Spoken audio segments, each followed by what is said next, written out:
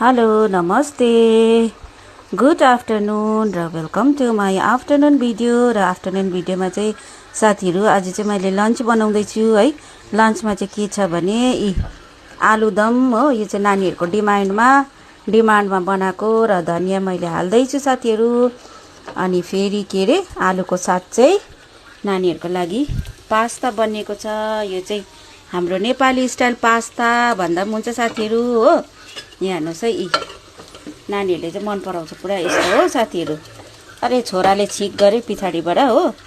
अनि अन्त फेरि गर्मीमा सलाद खानु भन्छ साथीहरू हो।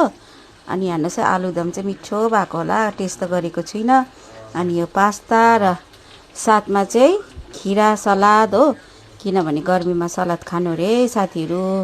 हुन्छ, thanks for watching my video. र मेरो आफ्टरनुनको खाना हो साथीहरू। Bye, take care, bye. साथीहरू मेरो छोराको दुईजना छोराको चाहिँ मैले प्लेटिङ गरिदिएँ। यी हेर्नुहोस् है लन्च यी यस्तो दामी पाराले प्लेटिङ गरेर बनाइदिएको छु साथीहरू। यहाँ हेर्नुहोस् है टेस्टी होला जस्तो त लाग्दैछ है। अब हेरौँ नानीहरूले खाएपछि थाहा हुन्छ है।